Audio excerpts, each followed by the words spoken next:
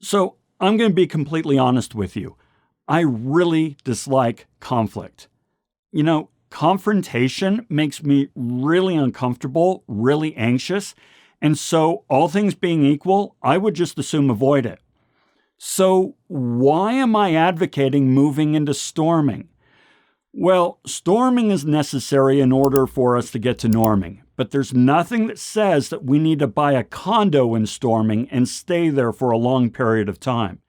In fact, we can make that long period of time relatively short, that time in storming, and we can make that horrible pain relatively painless if we know what we're doing.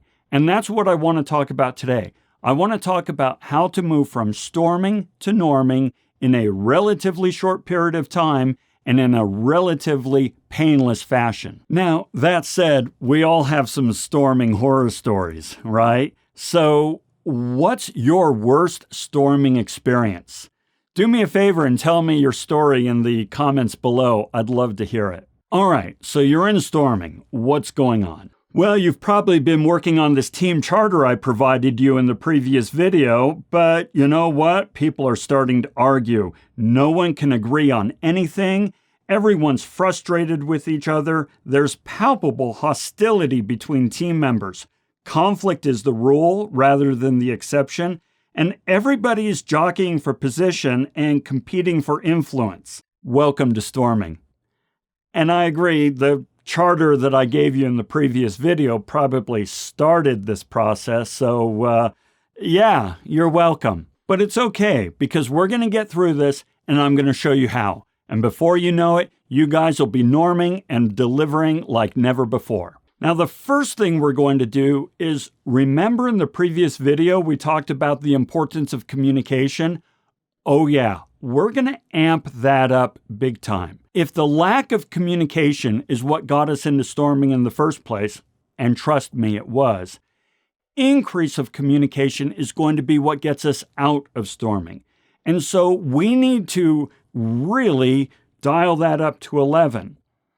Now, it might sound pretty simplistic to just say, yeah, talk more. But if communication were simple, we wouldn't be talking about it. It's actually pretty challenging. And so what I'm going to do here is I'm going to give you some tips and tricks and tools on how to increase your communication with your team members. Now, one thing we need to understand is the reason we haven't been communicating that much or that well or that effectively is because we've been trying to stay away from the uncomfortable things. We've been trying to avoid conflict. Well, we need to let go of that. We need to really get in there and get messy. So give yourself permission and give each other permission to really express yourselves, your concerns, your fears, your objectives, your goals, your ambitions. That way we can kind of get things started. Now, I know that sounds kind of scary, but think about this. Everybody in the room has some underlying issues that they are hesitating to bring to the forefront. And if we don't get them out, they will stay there. And unresolved issues will never bring about team cohesion. We want to bring those issues up, and we want to get them out there, and we want to resolve them. Once everybody feels comfortable with where the team is going, then we can get past storming. Now, I remember a time, heck, I remember it like it was yesterday. I'm sitting down with my brand new manager, and we're kind of talking about roles and expectations with one another. And we both kind of felt like, well, gee, this will be a pretty simple conversation because we had, in fact, worked together as peers for a good few years before this meeting. So we thought, heck, this won't be an issue. But you know what? It sort of was.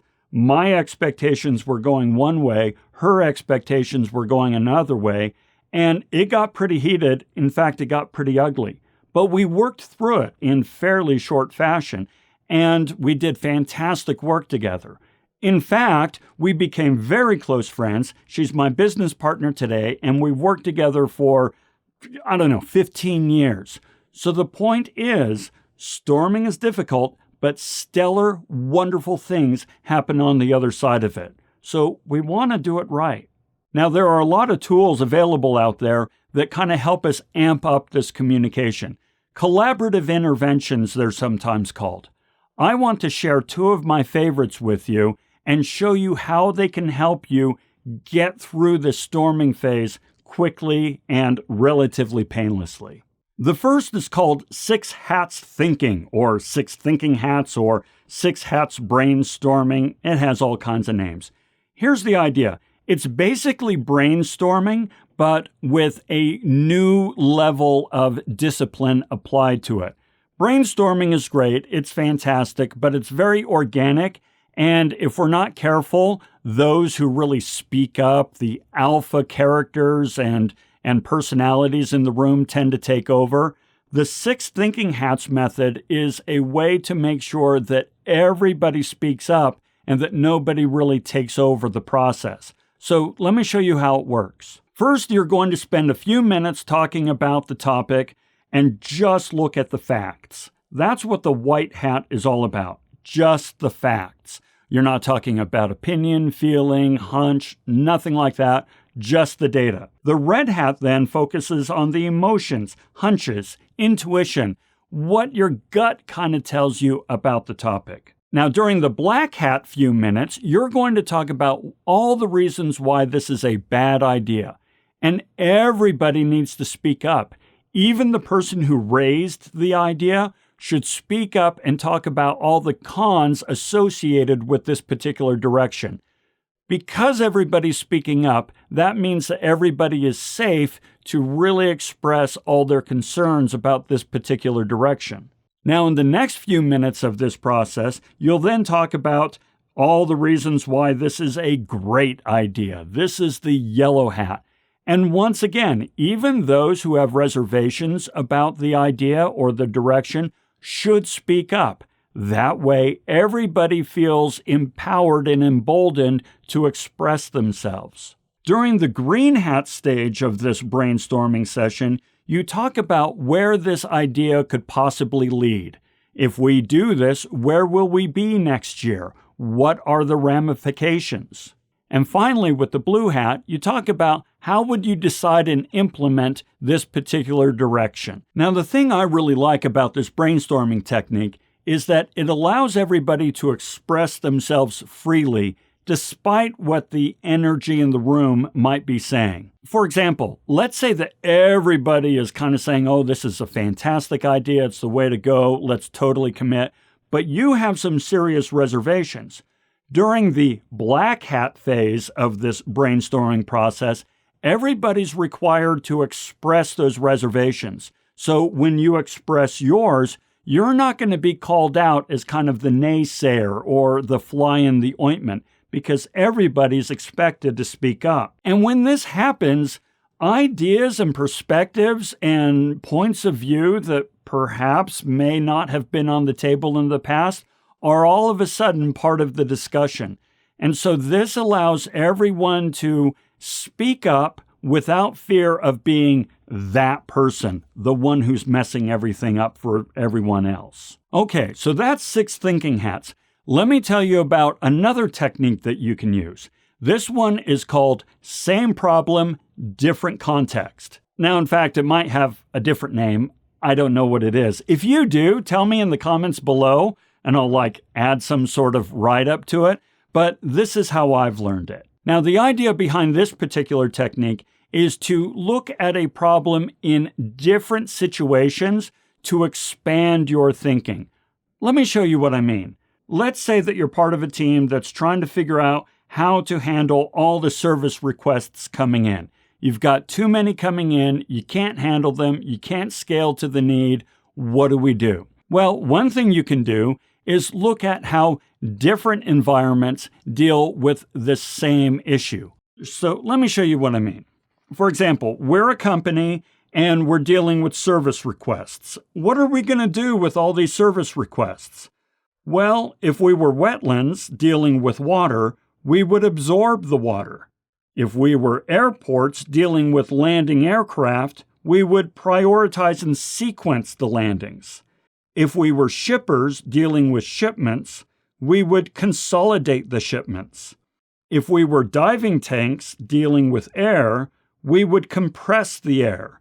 If we were manufacturers dealing with materials, we would recycle the materials. The idea behind this is that there are lots and lots of solutions out there if we just expand our thinking in terms of the environmental context in which this problem arises. And so as we look how different environments and contexts deal with the same sort of problem, we can then look at possible solutions to our own problem in a new way.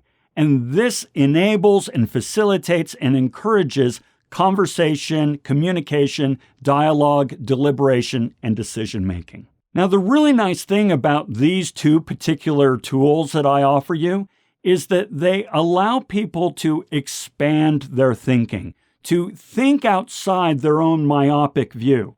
Remember, during the forming phase and during the storming phase, we're fixated on ourselves as an individual.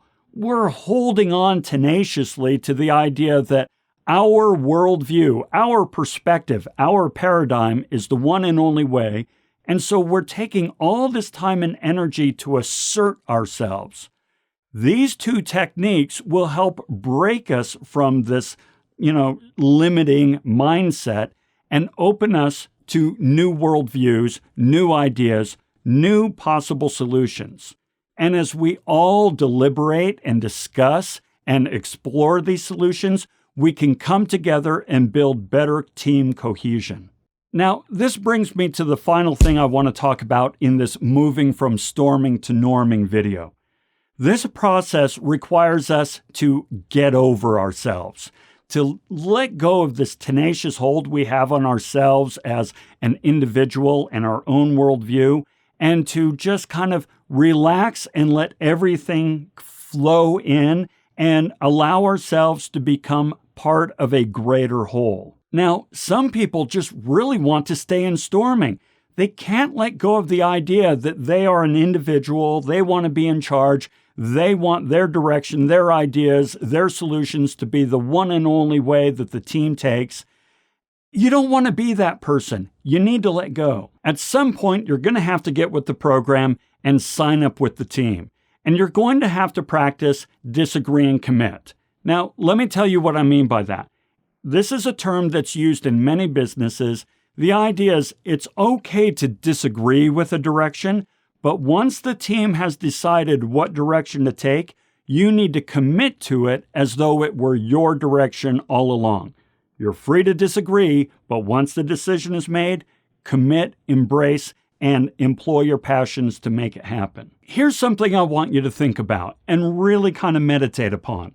Being part of a team means that no one will always get what they want every time, but it also means that everyone needs to commit to whatever the team decides. So yeah, that's what it takes. Not easy, not always comfortable, but necessary, because you want out of storming and into norming as quickly as possible. Because frankly, if we can get from norming to performing, that is fantastic and something you want to shoot for, and something we're going to talk about in our next video. So join us then.